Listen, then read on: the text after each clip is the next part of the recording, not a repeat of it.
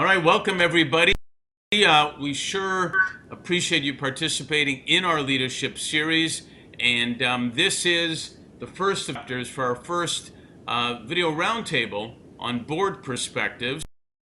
And this topic is basically winning culture of a board of directors, which I think will be extremely interesting way to start the board perspective. Without further ado, as we say in Montreal, let me just introduce myself real quick. I'm Mark Sadovnick, CEO of Sadovnick Partners, executive search firm, background international global leadership development, as well as Deloitte and Touche, and happy to be the moderator here with our experts on boards. So let's get to it. Vane, may I start with you? Could you just introduce yourself and give yourselves a brief bio on what your background is? Sure, you bet. So I run a company CEO called KPA, 27 company based in Colorado, doing software and services. I've been a board member and CEO now for over 25 years, serving both on boards of the company that I run as well as other board positions. So certainly have enjoyed all those experiences and hopefully can bring something to bear here. And you're coming to us from? Lovely Lafayette, Colorado. Awesome. Don, please take it away. This is Don Rudkin. My background is 36 years with Deloitte, 26 of those as a partner. And during the course of that time, I ran 3 Deloitte offices. And I'm coming to you from beautiful downtown Malibu, California. Downtown Malibu. Okay, great. All right, my friend Mike. Name is Mike DiGregorio. I spent my career in a variety of mainly consumer product companies, both domestically and overseas for years, and also have run a couple businesses during that time. Was CFO of public and private businesses, and then a few years ago kind of moved on and transitioned to do consulting work, and today I spend most of my time doing board work. I'm on the board of 3 public companies, 2 private businesses, head up audit committees, do work in compensation committees and the like, and also have a board advisory practice on the side, and enjoying life as best I can be. That is the goal. One of my favorite stories and interviews was with an executive of a pro hockey team, actually, which briefly he said, Mark, every year we aim to win the championship, bar none. That's our goal, and we know it's not going to happen every year. It's very competitive, but that is the goal. What is mandated and required is we have a winning season every year, and what that means is we have a winning culture from the top to the bottom. Let's start with Vane. Could you give us what your sense is from your perspective as a CEO, a board chairman, what is a winning culture of a board? Well, Mark, it's a great question, and each board is different in a lot of ways. But what I found through my experiences is that number one, you want to have a diverse skill set on the board so you can bring different values to the CEO and to the company. So if everybody's cut from the same cloth and the same background, while that might be helpful if it's exactly the niche the company's in, it's still helpful though to have some diversity when it comes to, whether it's a finance background, much like Mike's, whether it's public company experience or private, whether it's big company or small, whether it's different markets, whether it's different department skills based upon what their background is. And then the second thing that I think that's really important is coming with a helpful mentality. I mean, there's a lot of smart guys and gals out there that can be board members with great experience, but at the end of the day, as a board member, you need to be helpful and pitch in where appropriate and still understand your role. You're not there to run the company. That's what the CEO's for. You're there to be providing good, oversight as a board member. But when the CEO requests some help, certainly being able to dive in, whatever that issue is, if you can bring some skill set to it, really pays off. And I've seen that, at least in the companies I've been involved with, where specific skill sets and being helpful combined together has really made a difference with helping the CEO, pick out the right vision going forward and make sure that he doesn't step on too many landmines. That's great. Don, from your perspective, as you said, a partner, Big 8, Big 6, Big 4. You had the whole gambit, I'm sure. It's down to the final four. Exactly. What's your perspective? You've been in a partner dealing with these companies and you're sitting on boards. Give us yours. To me, it's kind of interesting. One of the nice things about a professional services firm like a Deloitte is the culture is very collegial, and people are encouraged to challenge things, try and find new ways to do things. And I think a good board has that same mentality. You need to work cohesively together, be able to ask tough things, but you can ask them in a way which is not confrontational. And at the end of the day, you're all working together trying to do the right thing. But as a board member, part of your job is to ask some of the tougher questions. And I agree with Vane totally. It's a good board has got people with different skill sets, and they bring those to the table. So it's to me, it's been kind of rewarding. I'm on several boards. The boards that work together are clearly more effective, a lot more fun, and at the end of the company is more profitable. Makes sense.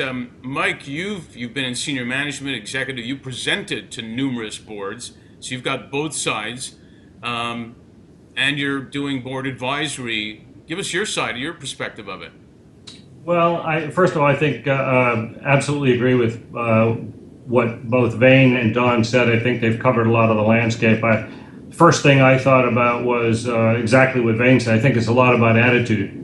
So if you don't have the right attitude and get alignment as to attitude, that's where boards run into problems. So I think that's critical. And I think, creating a good line of communication between especially the CEO and the board members is critical to success for a healthy board.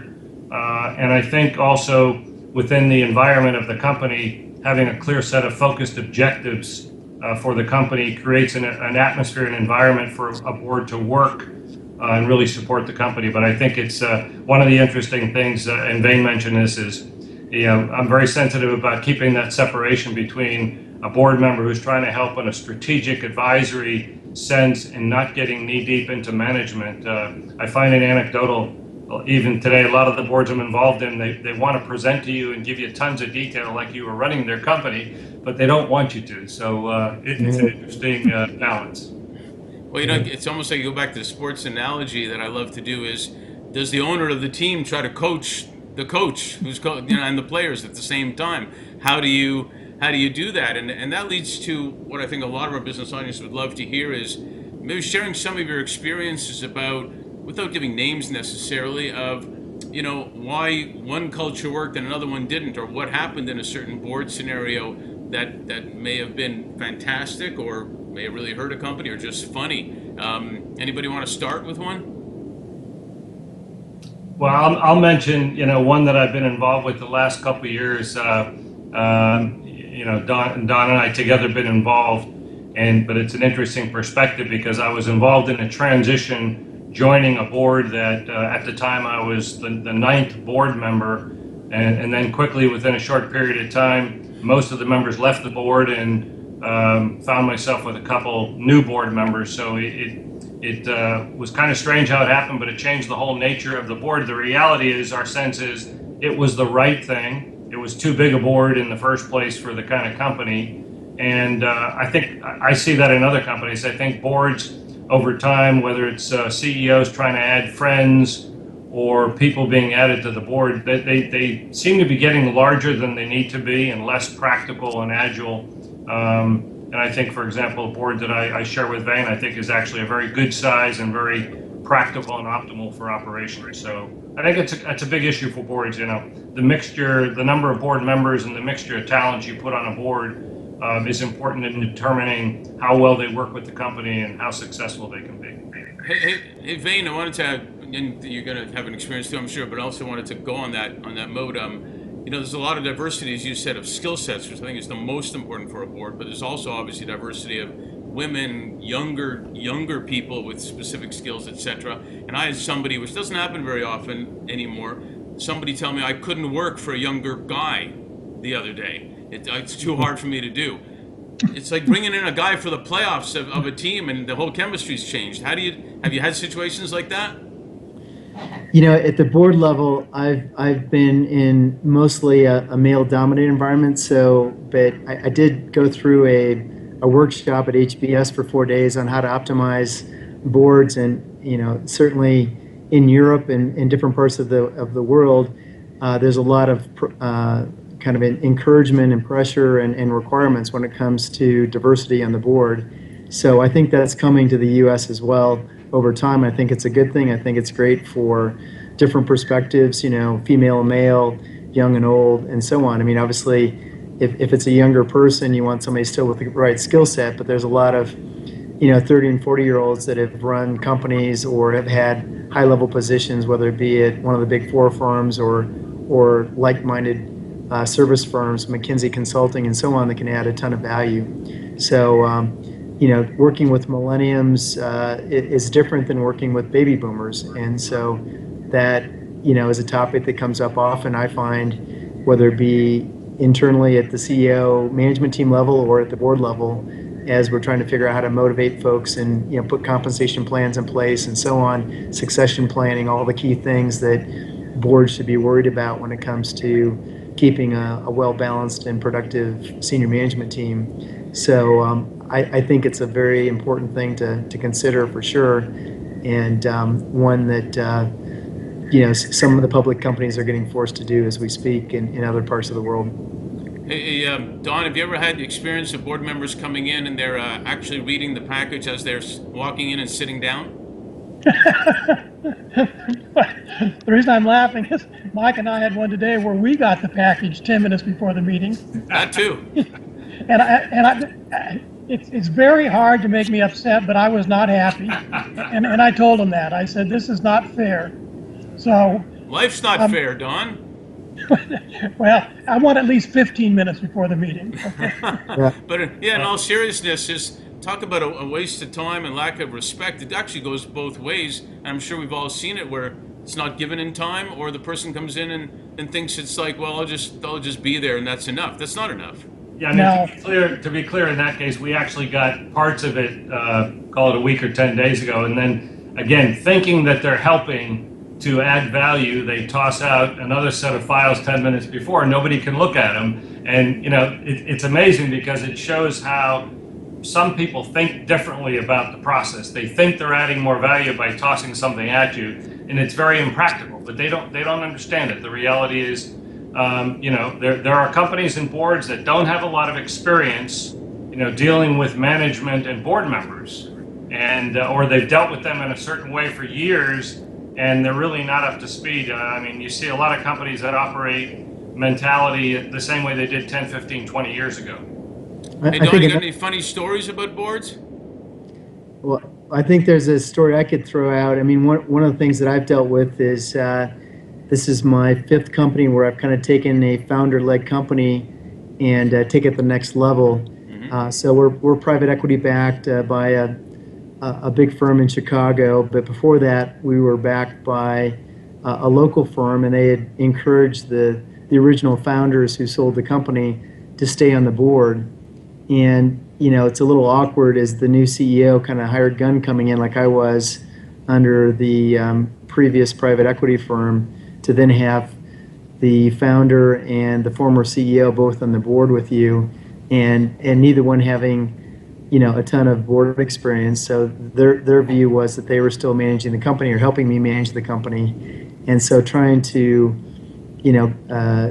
cautiously educate them on, what a board position role is versus what my role is as the CEO was challenging at times.